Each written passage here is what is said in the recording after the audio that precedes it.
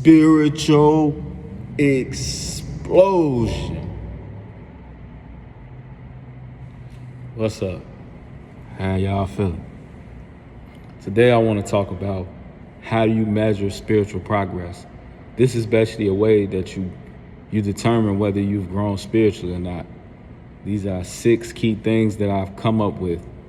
Like I say, these are just my personal things in which I feel that you can use to measure whether you've grown spiritually or not. You may have other things, but just follow me along and listen. Some of it will, make a lot of sense to you. So the first thing we're going to talk about is, in order for you to determine whether you've grown spiritually, you have to be able to understand, the opinion of other people, whether negative or positive about you, is not as important as it used to be.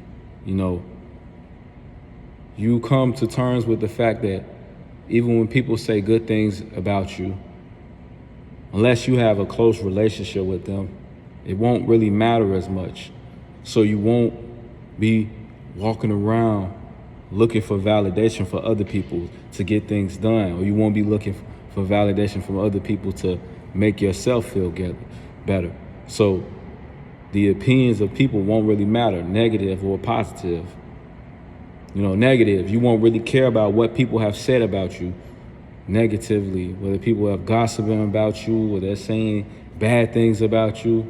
You won't really be worried about that, because on your spiritual path, you'll begin to understand and realize when you get in tune with your true self, the opinions of other people won't matter, because you'll be locked into that energy in the universe. So it's very important for you to understand that when you're growing spiritually, your reaction to the way people, talk about you, whether good or bad, is going to change. You're not going to look for people opinions to anything, because you're going to be so in tune with your true self, it won't matter.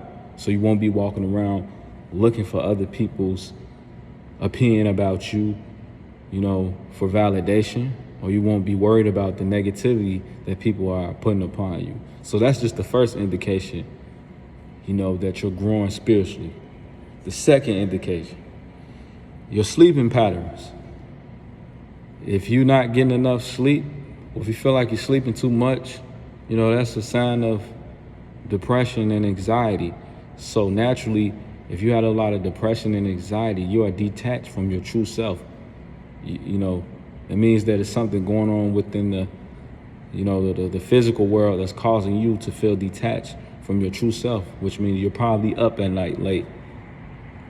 You're probably up at night late because you're worried, or you're probably sleeping all day because you're depressed about something. So that's how you know you've grown spiritually. If you're getting a lot of rest and you're sleeping well and you're waking up feeling refreshed, then you know you've grown spiritually, because you're at peace within your inner self. So your sleeping patterns aren't being disrupted. So sleep is another indication, another way to measure, have you grown spiritually? And we're going to 3, internal versus external validation. This is kind of like the first one. You don't look outside of yourself for validation, meaning that you get things done because it's important for you to get things done. You don't get things done to look for validation from other people. You don't do things for recognition or praise. You do things because it's what's important for you to get done. I look at it as like people who do philanthropy work, or anybody that gives to charity. Those people that are really deep within that giving, charity, and doing, work for the community, volunteering and things of that nature, they're not looking for external validation.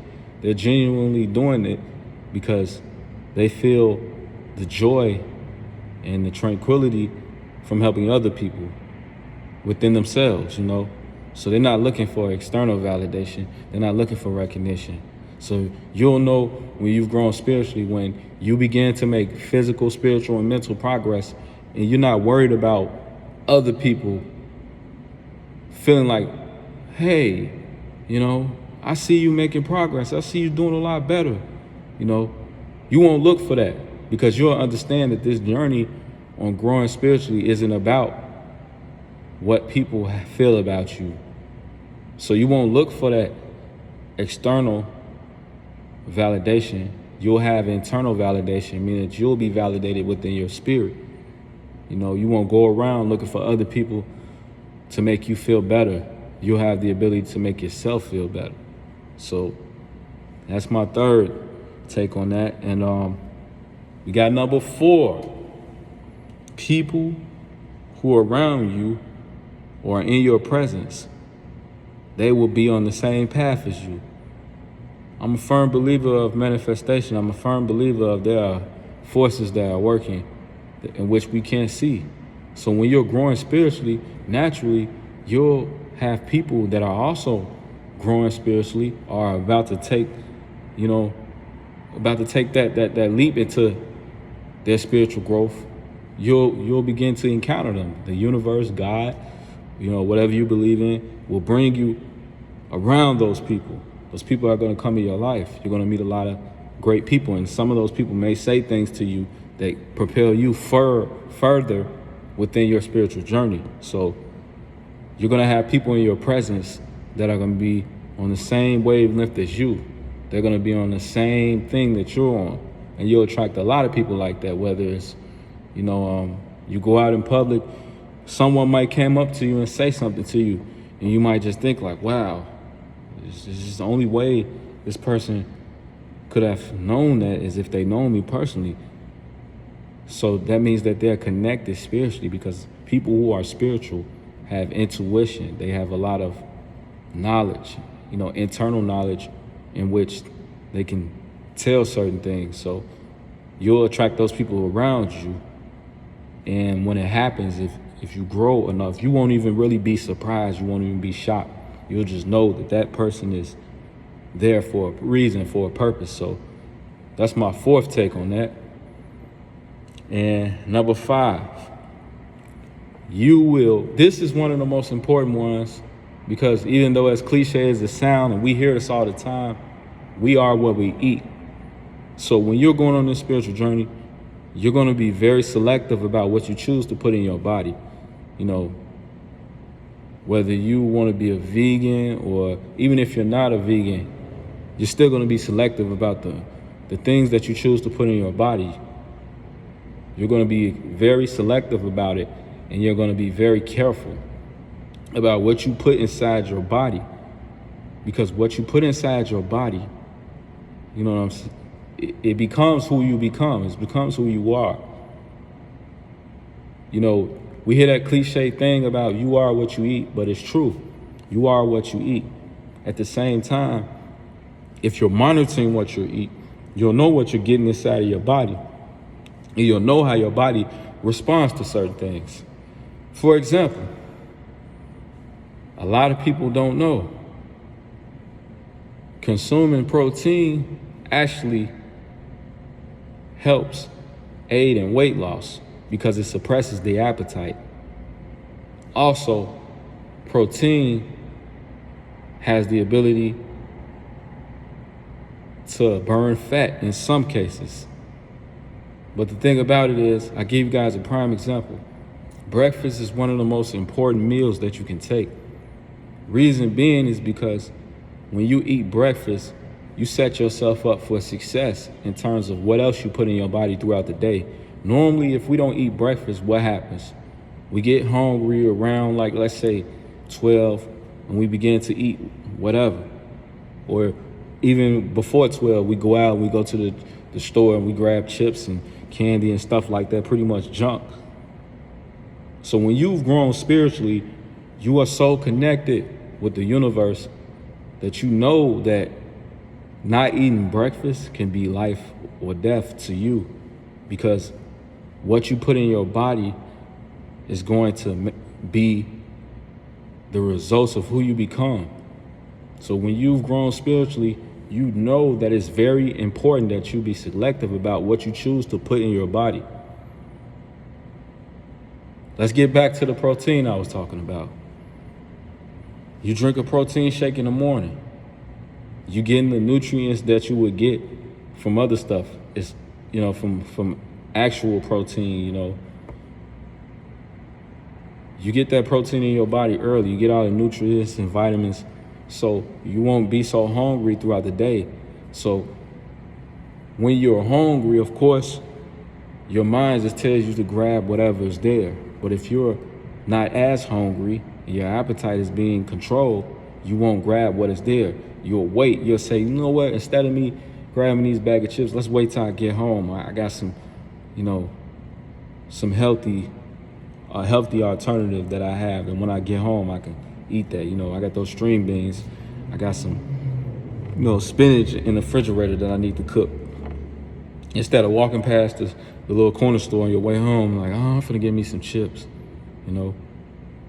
So it's very important that you understand too that, when you grow spiritually, you're gonna be more selective about what you choose to put in your body, And my last one, number 6, self-love, how you love yourself. Remember this. The way you show yourself love has to do with what you do for yourself. It's not what you say to yourself. Self-love isn't something that you can't just say you love yourself and you're doing things that show otherwise. Self-love, the way that we show love for ourselves is the same way we show love for people. You see people all the time. We hear people say this all the time. Oh, you don't really love me. The person, why? Because look at what you do. So you have to do the same thing with yourself. How you know you've grown spiritually is the choices that you made. In the previous things that I described, when you get to this one, you're going to know that you love yourself because you change the way you react to people. You don't look for people validation because you already got validation within yourself, You're going to have people around you that are also on a spiritual path because you're going to understand the importance of you love yourself and you're not going to allow certain people to be in your circle. So self-love is about action. It's about what you do for yourself. It's not what you say. You can't just get in the mirror and say, I love myself. I love myself. You have to put in that work to prove to yourself that you love yourself. You have to treat yourself, in order to show self-love, you have to treat yourself the same way you would treat that person that you're trying to love. But it's action. It's all about what you do. Here's a cheat code for y'all too. You can be depressed. You can be anxious. You can have worry. You can even have negative thoughts about yourself. But guess what? We are not our thoughts. You can take action opposite of what you feel, opposite of your emotions and thoughts. If you get up and you go to work and you clean yourself, you eat healthy, you exercise, you stay away from negative people, you keep positive people in your circle, even if you still have negative thoughts about yourself, you still love yourself. Because self-love is an action. It's not what you say to yourself. It's what you do. So these are the 6 ways to measure spiritual progress. Like, comment, share, subscribe. Appreciate y'all for taking out your time of your day. And remember, love yourself by showing yourself you love yourself. I'm out.